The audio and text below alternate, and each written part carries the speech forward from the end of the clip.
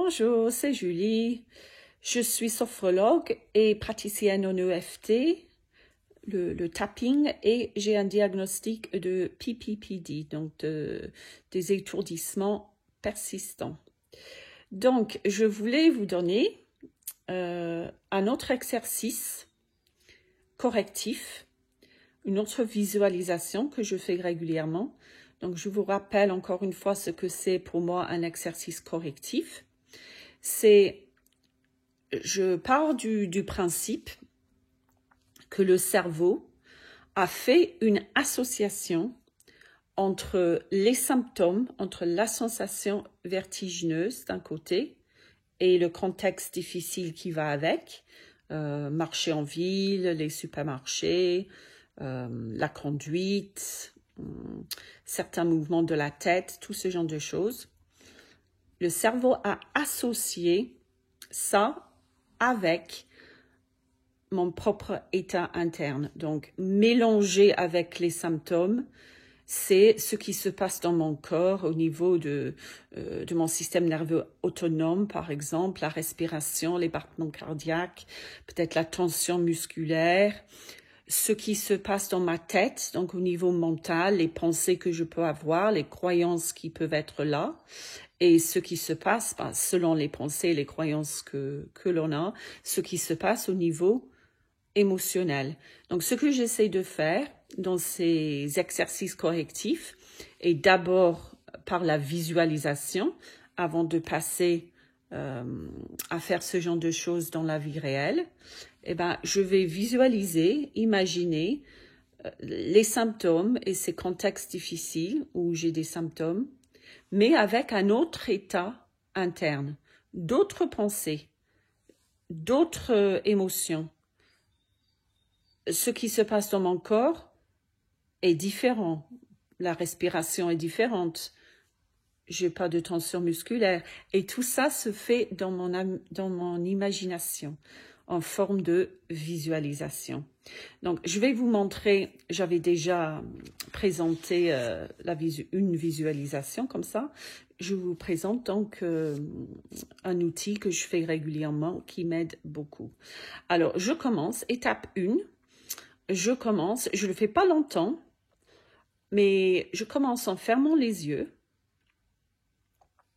et je laisse venir un contexte difficile. Je peux commencer avec un contexte pas trop difficile si je souhaite. Maintenant, moi, je prends n'importe quel contexte, j'ai l'habitude de le faire. Donc, je ferme les yeux et je laisse venir un contexte difficile pour moi. Donc, récemment, je sortais de l'immeuble à Nice, donc plein centre-ville, des voitures de partout et le trottoir en pente tout de suite dès la sortie de l'immeuble. Donc très très très anxiogène et en plus il fallait que je traverse la grande route et donc une route en pente, donc compliqué. Donc je ferme les yeux et je constate donc ce qui se passe à l'intérieur de moi. Et dès que je ressens le début d'un mal-être, s'il est là, si ça vient, j'ouvre les yeux et je constate ce qui s'est passé pour moi. Donc, quand j'avais les yeux fermés, donc j'essaye dès que je peux de visualiser mes comportements, mes mouvements, mes gestes, le niveau de la tension musculaire, ce qui se passe dans mon corps, les mouvements de la nuque, par exemple, ma façon de marcher, ce qui se passe au niveau émotionnel, ce qui se passe dans ma tête. Et peut-être à un moment donné, ce mal-être va venir et là, je vais tout de suite ouvrir les yeux. Mais j'ai quand même... Et si c'est le cas, ça prouve que le cerveau a bien associé les symptômes avec un certain état interne. Donc, j'ouvre les yeux et qu'est-ce que je voulais dire? J'ouvre les yeux. Voilà. Donc, la deuxième étape, c'est que, et ça j'aurais pu faire avant, c'est que je choisis une autosuggestion, une affirmation si vous préférez. Alors c'est là où ça devient compliqué en vidéo comme ça, parce qu'avec mes clients privés, on va bien cibler une autosuggestion qui va très bien avec la personne, donc on va personnaliser. Et il faut que cette petite phrase ou cette affirmation soit basée sur la réalité objective, donc pas du tout un raisonnement émotionnel, une pensée choisie par le cortex préfrontal. Mais comme je dis, ça reste quand même très personnel. Moi, par exemple, je vais me dire, quoi qu'il arrive, j'ai toujours su gérer. Ça, c'est vrai. Ça peut être fortement désagréable, mais j'ai toujours géré ces sensations. Donc, allez, on va partir là-dessus, cette petite phrase-là. Donc, je commence et je me répète plusieurs fois avec les yeux ouverts dans un premier temps. J'ai toujours su gérer. Bon, après, moi, d'habitude, c'est en anglais. J'ai toujours su gérer. Et je vais me répéter ça plusieurs fois avec les yeux ouverts d'abord et pourquoi pas en fermant le point pour ajouter un petit point proprioceptif. J'ai toujours su gérer. Après, je vais fermer les yeux. Pareil, fermant le point et je vais me répéter la phrase ou les phrases. Quoi qu'il arrive, je sais gérer. Quoi qu'il arrive, je sais gérer. Et là, troisièmement, je vais revisiter la scène en gardant cette phrase en tête. Donc, dans mon imagination, je vais revisiter la scène en évoquant intérieurement cette phrase-là. Quoi qu'il arrive, je sais, j'ai toujours su gérer. Et j'ouvre les yeux. Et je peux faire ça plusieurs fois. Je peux changer de contexte difficile. Ça va être l'entraînement qui compte. Troisième étape, je vais ajouter à cela ce qu'on appelle un affect positif. Donc, un côté émotionnel positif ou même neutre. Souvent, je choisis l'insouciance.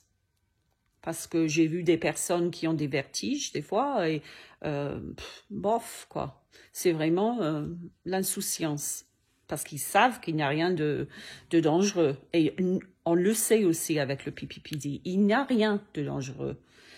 Donc je vais rajouter un affect plutôt neutre si c'est l'insouciance. Je ferme les yeux. Là je fais vite mais et je laisse venir un souvenir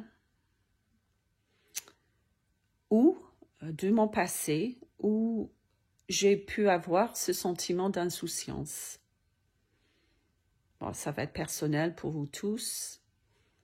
En associé, donc vraiment comme si j'y étais, je m'imprègne de tout ça, des sensations et des sentiments positifs de cette visualisation de cette scène où j'ai vécu un sentiment d'insouciance. Bon, c'est beaucoup plus lent en individuel, mais voilà, vous avez compris. J'ouvre les yeux. Je peux fermer le point aussi quand je fais ça. J'ouvre les yeux et je constate les traces laissées par la visualisation. Et là, je suis la même étape. Donc, les autosuggestions, enfin, l'autosuggestion, les yeux ouverts, le point fermé. Quoi qu'il arrive, j'ai toujours su gérer. Je répète ça plusieurs fois, point fermé. Je ferme les yeux et je me répète cette phrase intérieurement. Voilà, je vous le fais. Quoi qu'il arrive, point fermé, quoi qu'il arrive, un petit sourire. Je gère, j'ai toujours su gérer.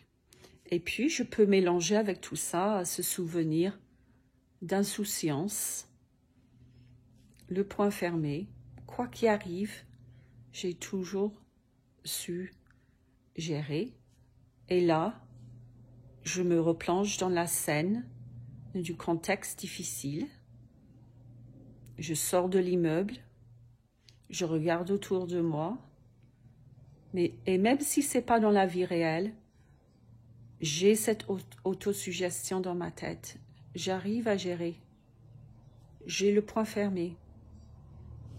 J'ai les traces de ce sentiment d'insouciance en moi. Et je revisite la scène que j'appréhendais beaucoup avant. Et je refais ça plusieurs fois. Je peux faire ça tous les matins pendant un mois en choisissant un contexte difficile.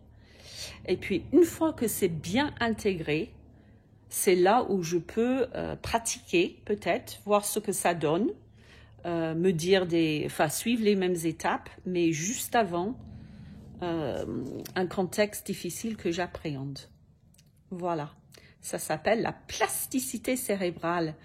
J'ai pu donner l'occasion à mon cerveau d'apprendre parce que il revisite le contexte et il se dit mince, je me trompe, elle n'a pas les mêmes pensées anxiogènes. Elle se dit, quoi qu'il arrive, je sais gérer. Allez, courage.